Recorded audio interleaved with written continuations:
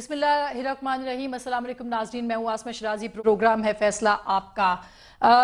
पाकिस्तान में तब्दीली की बातें, पाकिस्तान में तब्दीली के नारे हमेशा लगते रहे। कोई नई बात नहीं कि अब इमरान खान के जलसे की जो धूम है उसके बाद जो तब्दीली की बात की जा रही है, ये कोई नया नारा नहीं है, ये कोई नई बात नहीं है। इससे पहले भी ये नारे लगते रहे हैं और हमें याद है कि 1970 के अंदर ये नारा भुट्टो साहब ने इस्लामिक सोशलिज्म रोटी कपड़ा और मकान के नाम पर लगाया था।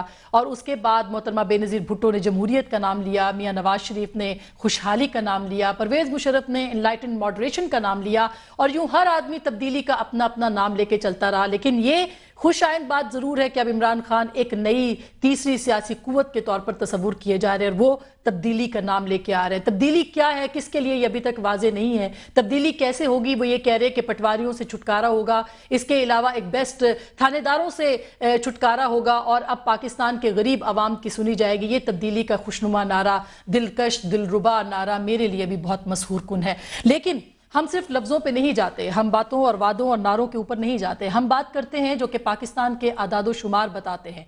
63 में तब्दीली आई थी और 1970 में, और ये भुट्टो साहब की तब्दीली थी जो कि रोटी कपड़ा और मकान का नारा लेकर आए थे। और उस वक्त जो कि एक बड़ा चेंज आया था और कहा यह जाता था कि भुट्टो साहब ने खंबे को टिकट दिया, खंबा जीत गया, और वो थी 63% वोट का टर्नआउट रहा था। 63% लोग गए थे, अपने घरों से निकले थे और उसके बाद उन्होंने जाकर वोट पोल किया था और ये तब्दीली आई थी कि जिसके नतीजे में जुल्फिकार अली भुट्टो वजीर आजम पाकिस्तान पहले मुंतखब वजीर आजम मुंतखब हुए थे।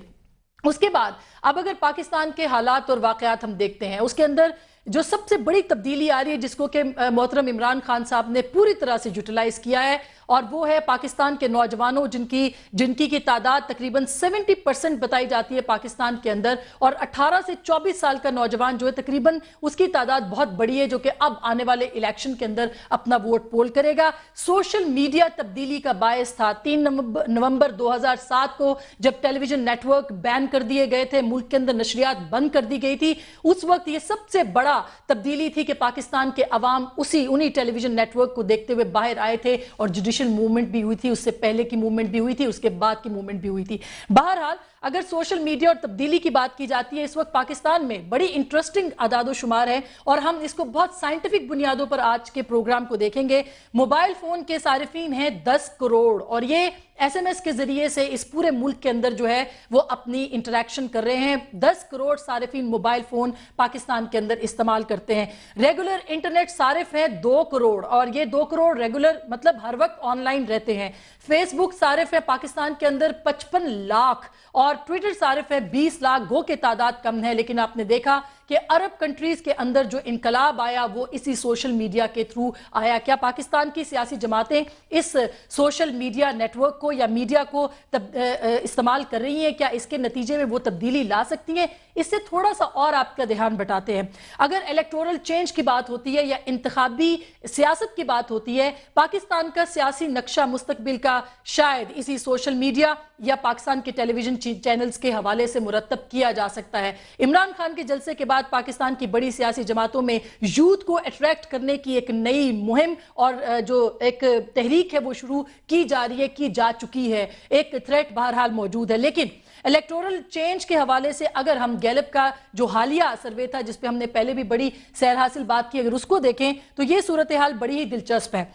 ये कहते हैं कि 1970 में पाकिस्तान पीपल्स पार्टी का वोट बैंक था 39%, उसके बाद 1988 में ये वोट बैंक था 39%, 1990 में 37%, 1993 में 38%, 1997 में 22%, 2002 में 26%, 2008 में 31% लोगों ने वोट दिए थे पाकिस्तान पीपल्स पार्टी को। और ये 1970 से 2008 का ट्रेंड है। आपने देखा कि 1993 तक इस ट्रेंड में इस वोट बैंक के अंदर जो है वो किसी किस्म का कोई डेंट नहीं पड़ा, और ये ट्रेंड नहीं है, ये वोट पोल हुए हैं जो कि इससे पहले के इंतखाबात में है।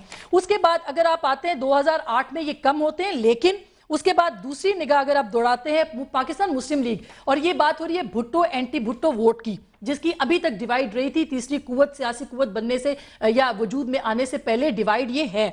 1970 में ये आते हैं जी 23% लोग वोट पोल करते हैं पाकिस्तान मुस्लिम लीग को, 1988 में 32%, 1990 में 37% और 1993 में 44%, 1997 में 46%, 2002 में 39 और 2008 45% लोग जो हैं वो वोट पोल करते हैं। ये एक हर पाकिस्तान मुस्लिम लीग जो भी है, काफ है, लाम है, मीम है, नून है, ये उसके हवाले से है। और अगर आप पूरे पाकिस्तान का वोट पोल रुझान देखें तो ये कहते हैं जी पाकिस्तान पीपल्स पार्टी 31% वोट 2008 में इनको वोट पड़े, पीएमएलएन को वोट पड़े 20%, पीएमएलक्यू को पड़े 23%, एमकेएम को पड़े 8%, जेयूआई एंड एमएमएम को पढ़ते हैं 2%, एएनपी को 2% और जो सूबाई जमातें हैं उनको पढ़ते हैं 14% वोट।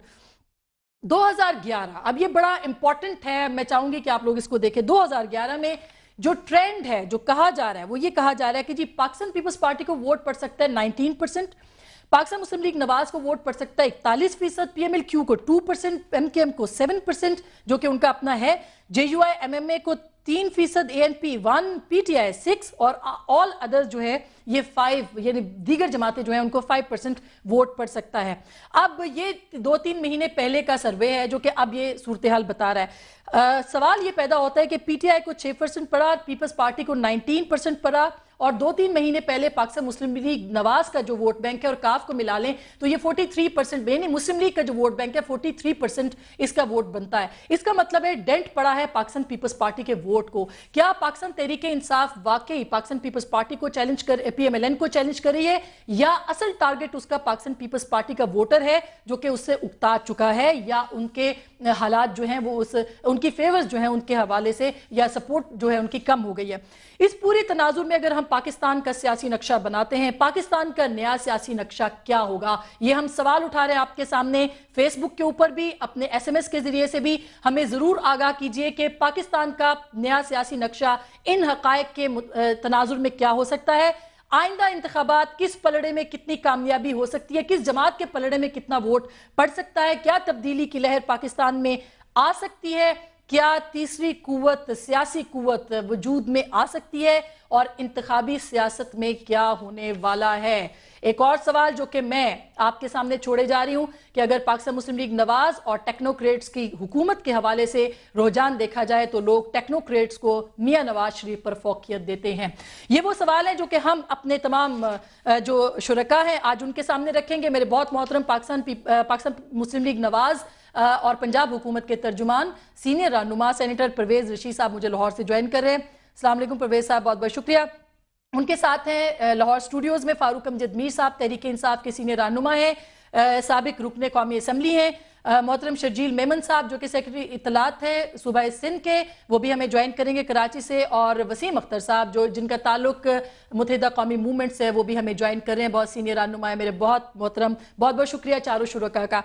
मैं जाहिर है बहुत लंबी तमहीद हो गई, लेकिन मैं अपना सवाल जो है वो सबसे पहले परवेज रशीद साहब आपके पास आना चाहती हूँ, करना चाहती हूँ। क्या आप ये समझते हैं कि तज्जिया ये कहता है, ये हतमी तज्जिया नहीं है जो हम आपके सामने पेश करें, ये फैक्ट्स एंड फिगर्स हैं जिनकी बुनियाद पर हम ये बात करें, लेकिन इमरान खान ये 2-3 महीने पहले के आदाद शुमार कह रहे हैं कि आपको चैलेंज नहीं कर रहा, लेकिन लाहौर के अंदर जलसे ने आपको परेशान भी कर दिया और चैलेंज भी कर दिया है। क्या आप ये समझते हैं कि तब्दीली की लहर पाकिस्तान में उठ चुकी है?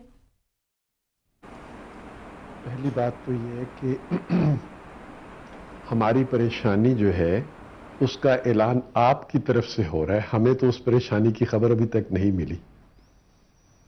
दूसरी बात यह कि 2 महीने पहले अगर कोई सर्वे हुआ और उसमें ये कहा जाता है कि पीएमएलएन को 41% लोग वोट करने जा रहे हैं और खान साहब की जमात को 6% लोग वोट करने जा रहे हैं, तो ये तो बहुत बड़ा फर्क है। और ये 2 महीनों में कोई ऐसी नई बात नहीं हुई कि हमारी मकबूलियत जो है वो 41% से नीचे चली जाए एकदम, और ना कोई ऐसा नया वाकया या हादसा रूनुमा हुआ है कि खान साहब को 6% की जगह ज्यादा लोग पसंद करना शुरू कर दें। 2 महीनों में तो कोई तब्दीली नहीं आ सकती। लिहाजा अगर लेकिन लोगों बहुत का बड़ा जलसा किया है इमरान खान ने लाहौर, पाकिस्तान के दिल में जो कि आपका गढ़ था, उसके बाद, और तब्दीली तो दिनों में भी आ सकती है। परवेज रशीद साहब, ये चैलेंज तो बहरहाल पाकिस्तान पीपल्स पार्टी और आपके लिए मौजूद है, और लोगों का ये कहना है कि दोनों जमातों से शायद लोग मायूस हो चुके हैं।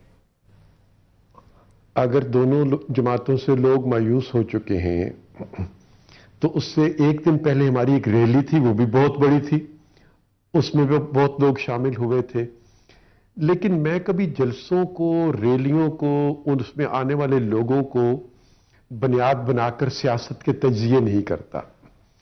دیکھیں، سیاست کے تجزیے ہوتے ہیں کہ کسی جماعت کا ماضی کیا ہے اور جب اسے موقع ملا اس نے اس میں کیا ڈیلیور کیا، اور جو وہ ڈیلیور کرتی ہے کیا لوگ اس پر دوبارہ جب انتخابات ہوتے ہیں تو اس پر اعتماد کرتے ہیں یا نہیں کرتے۔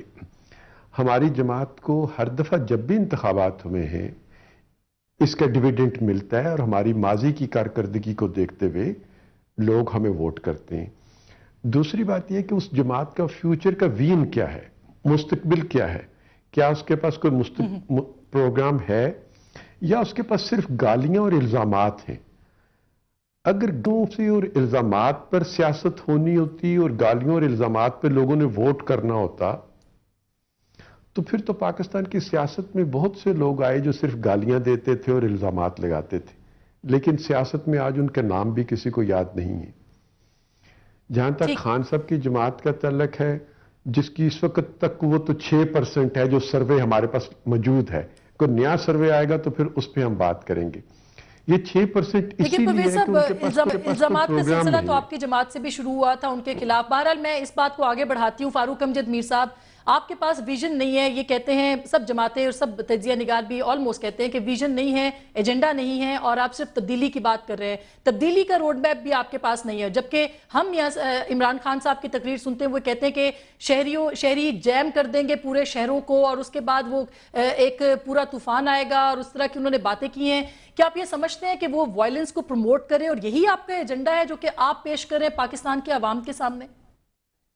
دیکھیں، قدرتاً ایک دن کے وقفے سے لاہور میں ان کی بھی ریلی ہوئی اور لاہور میں ہمارا جلسہ بھی ہوا، اور میں پرویز رشید صاحب سے 100% ایگری کرتا ہوں کہ اگر گالیاں دینے سے میر صاحب آپ کی آواز کم آ رہی ہے، میں نیچے کر لیتا ہوں تھوڑا۔ اگر ان کا یہ کہنا تھا پرویز رشید صاحب کا کہ اگر گالیاں دینے سے اور الزامات لگانے سے ووٹ ملتے ہوتے تو پھر جو ہے وہ کوئی اور صورتحال ہوتی، اور ان کا یہ بھی تجزیہ ہے کہ گالیاں دینے والا اور الزامات لگانے والا الیکشن ہار جائے گا۔